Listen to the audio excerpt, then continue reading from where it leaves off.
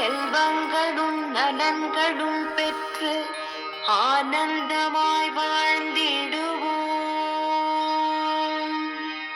தாரமர் கொன்றையும் செண்பகமாலையும் சாத்தும் பிள்ளை ஊர்தம் பாதத்து உமை மைந்தனே உலகேழும் பெற்ற சீரவிராமியந்தாதி